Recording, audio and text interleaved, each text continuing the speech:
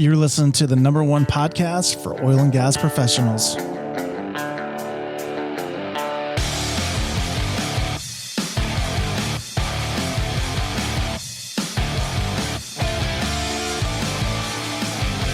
What's up? What's up? Michael Fry, I'm here with Dallas Bozeman. Hey, what's happening? What's happening, D? And we want to welcome you to another episode of the Deepwater Subsea Podcast. Today we got a special guest. We got my son Keegan Fry in the house. How's it going? What's happening, son? Doing good? Doing all right. He's a little nervous because he doesn't know what we're going to talk about today. Because sometimes in life you just have moments to where you don't know what's going to happen, and you just going to have to roll with it. So I didn't want Keegan to come in to be a part of the podcast. I'm like, oh, by the way, this is what we're going to talk about, and he can think about his answers. I wanted him to just speak from the heart. Really, we're going to get into some deep stuff, some growing up as a Fry child. And the reason I want to talk about it is this goes back to leadership and understanding that at the moment it might seem right, but in the end, there are better ways to take care of business. And, you know, we see this a lot. You know, Dallas and I have been talking about this in the news, where people make knee-jerk reactions, and then what you find out is the repercussions from it. What was it today? Is Pepsi-Cola CEO saying, hey, look, you know, we don't want Trump supporters business, so take it elsewhere. And it's like, really? If I recall correctly, like 55 million people voted for Trump.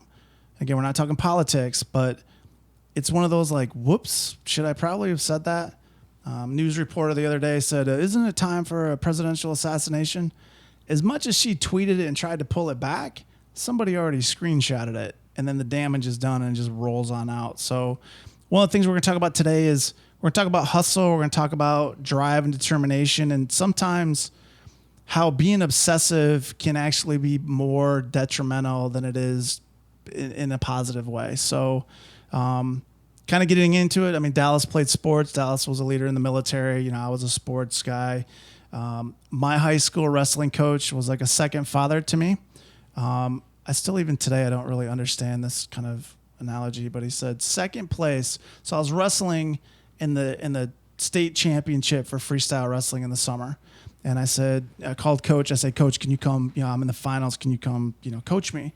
And he's like, yeah, no problem. We were in our town. And so we drove over to the arena and, you know, he's coached me in the championship match. And so there's 3 periods and we're going into the third period. It's a tight match. And, in freestyle wrestling, you got to take a break. So you're sitting in a chair, coach is talking to you, and you get like, I don't know, like 30 seconds. And he goes, all right, you need to go out there and finish this. He goes, because second place is like kissing your sister. It might feel good in the moment, but in the end, it doesn't mean shit. At 46, I still sit there and I go, I'm still thinking not feeling good in the moment is more disturbing than in the end. It doesn't really mean anything. But no, I mean, when I grew up, it was all about winning. And, you know, we'll joke about this in a minute, but, you know, even playing on the Xbox, it is a brutal war at our house because it is win or nothing.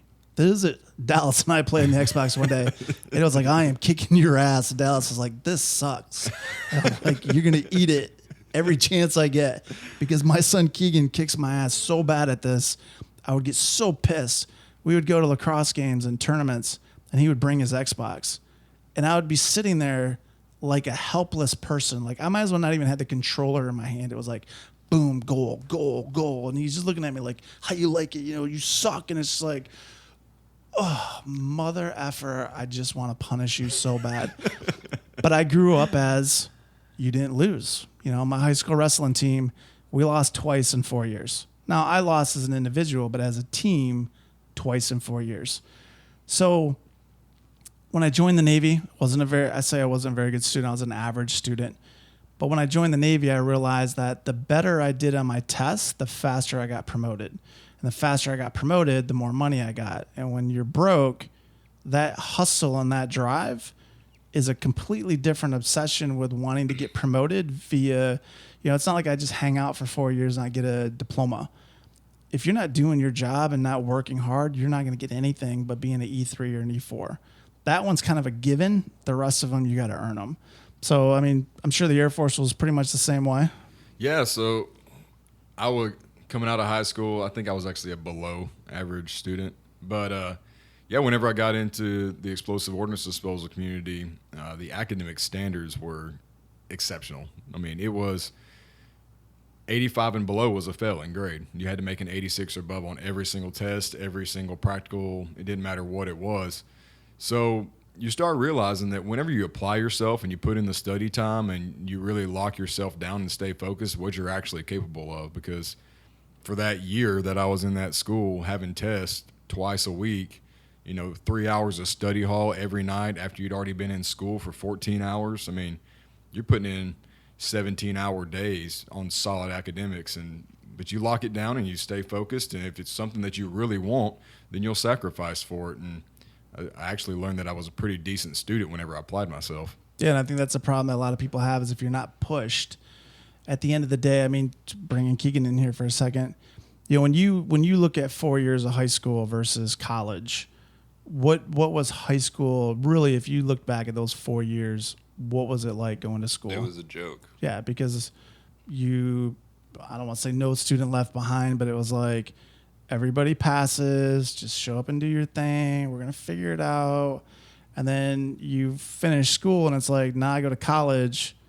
Oh, by the way, mom and dad are paying for it.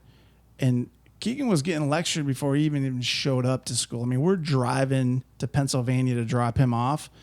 It's 18 hours in the car with dad going, now we're 100% sure this is what you want to do, right? You're 100% sure you want to go to school in Scranton, Pennsylvania, right? Yeah, dad, that's where I want to go. 4 months later, it's like Keegan wants to come home. And I'm like, oh, F that. You are going to stay there. You're going to finish. Because again, the way I was raised was when you started something, you finished something. And it's not that Keegan wanted to come home other than to be close to his mom, which, so be it. No hatred and wanting to be close to mom, but he wasn't happy. And unfortunately for dad, seeing the big picture like we talk about, my focus was on the moment. And the moment was you made a commitment, you need to stick to it. And I think from a leadership standpoint, even in the family, you have to look at the bigger picture versus the here and now. And so the reason I want to bring it up as a leadership point is again, we're seeing people make snap decisions in not only oil and gas, but in politics. And once those words are out there, it doesn't matter what happens. You can't take them back.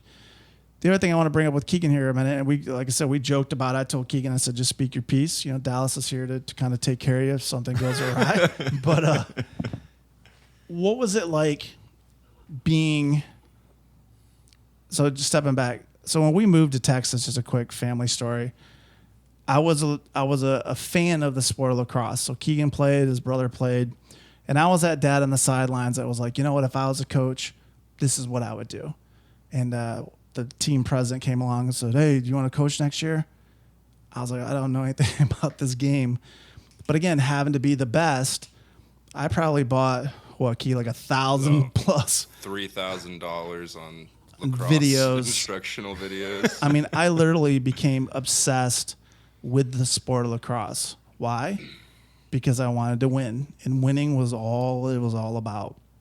So first year we go to the finals, right? We lose to the best team in Houston, but it was like we went from nothing to the finals. Second year, we're in the playoffs. So now Keegan and I transitioned to high school. Again, I'm asked to come coach. So I've been Keegan's coach for, by the time he graduates, 6 years. So for 6 years, unfortunately, he can't get away from his coach. He lives with his coach. He is disciplined by his coach. But the problem is as a leader, I failed when it came to the separation between coach and dad. Keegan and I, so let me just step back. What was it like being an athlete in the Fry family? It was tough. There's definitely a lot of pressure to always be 100% and dominate everybody. So why 100%? So we talk about in here about being subject matter experts, about wanting to be the best in your field. Why do you think that drive to be the best was there? It just was. I mean, that's our mentality. That's the mentality that you bestowed upon me, was be the best 100% of the time, no matter how or what the situation is. You go out and you go balls out and you do it. So the thing that's interesting is, so now we fast forward a couple of years, right? And so now Keegan's, He's the captain of the team, multiple state, all-state athlete. Our worst season was probably what should have been our best season. The reason I want to tell the story with Keegan is because as leaders, when you lose focus on the big picture, you lose your team. My team, and Keegan can vouch for it, they would have ran through a wall for me. They would have done it because they knew I would have run through a wall for them. The problem is I focused on one, maybe two athletes and drove them basically not out of the game, but it was like I rode them so hard that the resentment of it was all or nothing. And I think as leaders in oil and gas and even in corporate America, if you expect more from your workers and your subordinates than they really want to produce, you fail as a leader. I mean, what do you think, Dallas? I mean, obviously you were in Afghanistan, you were in hell basically, and so perfection had to be each and every time. I mean, you couldn't go busting through a door and go, if we were about 80% good, well, we should be all right. It was like when I was on submarines, it was all or nothing. Yeah, and that's the motto of bomb disposal is initial success or total failure, because you have to be 100% every time. You either get it right the first time or, it's fatal consequences. So the pressure is always there to be at your absolute peak. And because of that, I mean, it does catch up to you after a while. You get to a point where you're really feeling the pressure and the guys you're with are feeling the pressure. And the mistakes I made as a young leader was whenever it got challenging and I felt pressure and I could tell the guys around me felt pressure, whenever they started to buckle, instead of being empowering or encouraging or trying to support them, I was like, I treated it almost like a virus. I was like, oh, this is going to spread. Like, these guys are becoming negative. They're getting upset. Rather than trying to figure out what was really bothering them, I said, well, I just got to kill it. So I would just become more aggressive and more over the top and more, trying to make them submissive to what was going to happen. And usually it just caused more rift within the team. And I would have to double back and fix that and try to figure out what was happening. So, yeah, the dominant factor of the leadership side was my default. And it didn't take me but a couple of times to figure that out, because it only takes a couple of times of living with guys 24/7 and then watching them shut down to go, you know what, this isn't working. We have to come up with a new way. So, but yeah, that pressure to perform, I mean, it doesn't just affect you. It's almost like it seeps out of you. Like, whenever you start feeling the pressure, it starts rolling downhill and everybody else starts feeling it. And you think you got it internalized, but you don't. It's leaking out on everybody around you. So how many times in the games would you feel more pressure than just playing the game? I mean, like, instead of just going out and being that athlete and having fun, it was like, oh my gosh, if I don't carry the other, basically 9 guys and myself, then I know what the ride home is going to be like. See, well, I always knew what the ride home was going to be like, just because I knew that it never stopped at lacrosse practice. It always followed me home. So there was definitely a lot more pressure just knowing that, before the game you get your pregame prep talk from Dad, and then after the game you got your coach riding your ass all the way home. So there was a lot more pressure, I feel like, on myself than there were on anybody else. But I don't know. I still managed to have fun with it. Go ahead, Els. I think a good point is, you talked about the pressure to be 100% as you grew up. And then, passing that on to Keegan, you start realizing that whatever leadership style you're brought up in and you're exposed to, you start adapting that as your own. And, and you internalize that, and that kind of becomes your style, and you figure out a way to make it work for you. So the way you learn is also the way you'll typically tend to lead others. Yeah, and I think it's a challenge in today's corporate America is you hear it all the time, like, well, my senior never did this for me. Well, that doesn't mean that you have to do that to the next group of guys. I mean, it's like break that chain and like, hey, look, I realize this is the way you are. I am definitely not going to be that when I get to that position. I'm going to take it in a totally different direction. So keeping on the leadership portion here for a second, being the captain of the team, what was it like when there was nobody else there and then it was you trying to drive, a group of guys who really were just kind of like, oh, I'm just here to have fun, not to really win or go on and do anything else? I mean, it was hard, especially with the burning desire to win all the time, and constantly having that anxiety of like the fear of losing. It was definitely a lot harder to get people to focus when they're just ready to joke around and have a good time. When myself and a few other guys were out there to really play and try and like make something of our sports career. Yeah, and I think it's a similar thing. These are the first and 15th guys we talk about all the time. Is we had some great kids who it was like, oh, it's cool to play the sport. Then we had a handful who even today a couple of them are still playing college lacrosse. But it's when you have the majority don't care and you have the 2 or 3 or 4 who really want to do something with it, it's the same thing in the real world. And that's the reason why we want to talk about it with this one, is because if we talk about if I try to do my best and my team does their best and the rig does their best, then as an organization we're much stronger. But if the leader doesn't care, then the guys below him doesn't care, and then it's like you talk about, it's that virus that just spreads throughout an organization. But you have to be able to identify where those problems are. And you see it a lot of times where it's like, oh, we should bench this player, but Tom Coughlin a couple of years ago with Odell Beckham, he's having a freak out and everybody's like, why didn't you bench him? Well, he was one of my stars. Well, guess what? Now we fast forward 2 years and, oh, by the way, we're still having freakouts and it's acceptable now. And it's that puppy pissing on the floor. You know, you didn't take care of it back then. Now it's just the norm that takes place all the time. And what are you getting mad at me for now? Kind of flipping it on you though, Keep. You're an entrepreneur. You're off doing your own thing. How hard is that internal fire to be the best at what you do now compared to, Dad drove you for basically 18 years. You go off on your own. Now it's like, I am my own hustle. Do you find yourself getting that obsession to like, I want to make this perfect and be the best at what I do, or are you satisfied with just kind of half-assing your work? I mean, I'm definitely still trying to be the best I can be, for sure.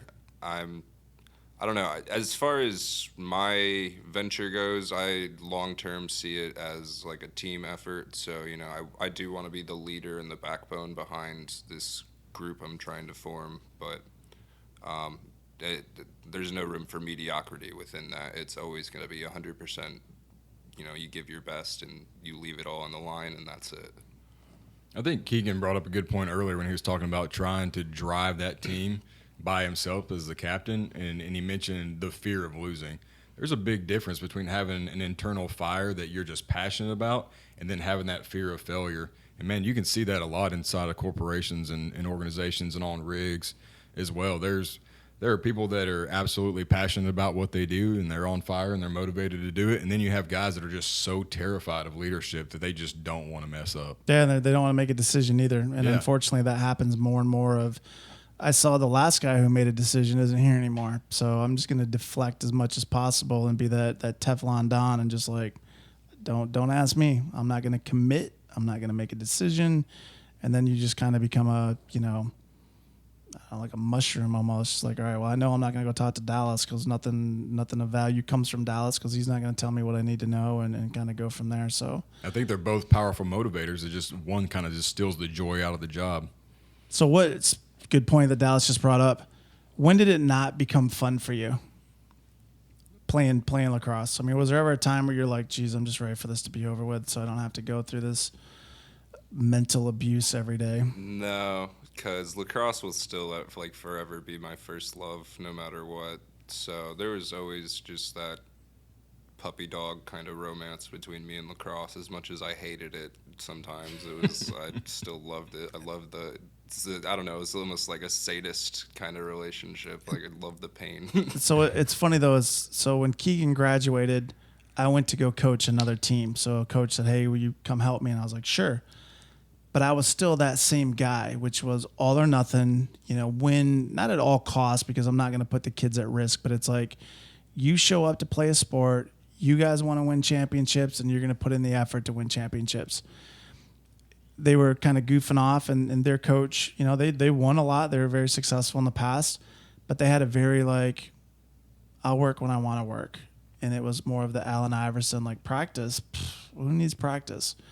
So here's a new coach shows up, and coach is like demanding of what needs to take place. And the boys are like, I don't think so. You know, like, all right, you guys need to take a lap. No, I don't think so. It literally drove me out of coaching because it was one of those, like, what do you do? What do you do as a leader when you're saying, hey, we need to do this, and the guys below you are going, no, I don't have to listen to you. That's where you have to really step back and look in the mirror and go, is my passion and my motivation that me, myself, and I really in the right place? And what ended up happening is after that season was over, I quit coaching because I realized that my passion wasn't there the same as it was when I was coaching the boys that I had from middle school to high school. So we live in Katy, Texas. There's hundreds of dads coaching their sons every weekend in one sport or another. So after coaching Keegan for so many years, what is one word of advice you would give to dads? Something you wish you would have done different coaching Keegan? Well, it's interesting. One is you have to separate the field from the house. And I would actually my wife would take a separate car just so the two of us wouldn't be in the same car together. Because not only was the game 2 hours, the ride home might be 2 hours. And it was 2 hours of me being amped to a whole nother level. I mean, my adrenaline rush was so bad. After some games, I would have to literally lay in the grass and just like literally flush it out of my system. People wouldn't talk to me. I was like, don't talk to coach, don't talk to dad. And then I would come home and I would start obsessing about what happened. And it was like, here comes the video. And it's like, look at this and look at this. Talking to a new leader, a coach, a parent, my biggest lesson my biggest tip that I would give somebody is really understand that it's not about you. And it never was about me. It was about the boys.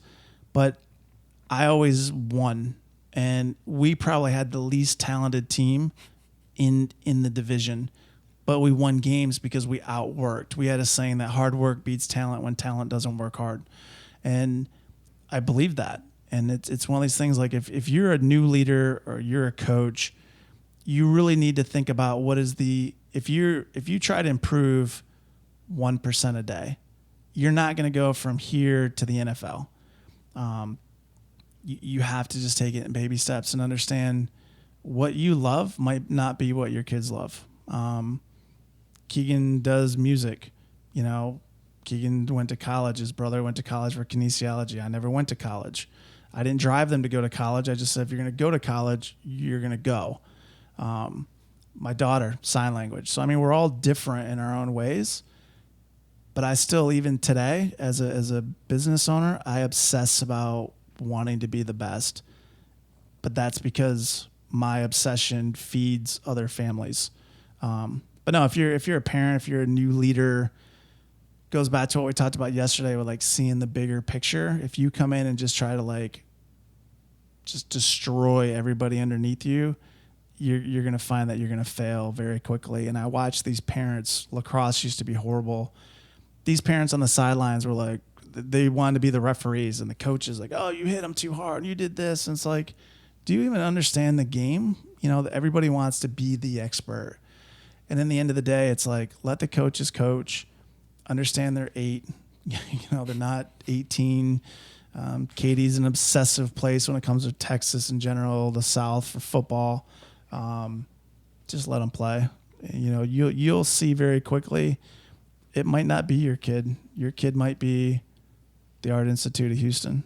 And then you'll be like, holy smokes, my son's the Art Institute of Houston. So, right. But no, I mean, for me, it is what it is. You know, it's you take it day by day and you kind of go from there. Yep. Thanks for coming in, Keegan. I appreciate you guys having me. No, it's cool. I mean, it's good. Like I said, it's tough as a leader. It's tough as a parent. It's tough as a coach. But you have to really think about, you know, Keegan's brother and I don't talk a lot.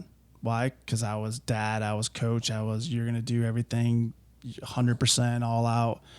Keegan's back home. But when Keegan was gone, Keegan and I didn't talk a lot. Talked to mom all the time, but I was the driving force in the house. And even today, it's still like, look, if you're going to do your music, you're going to do your music and you're going to be the best and you're going to be, why do it? Why show up to work and build a business if you only care half about it? If you want to do it, you want to be the best, you want to change the way things are done, then you go all out. So, but no, we appreciate it, Key.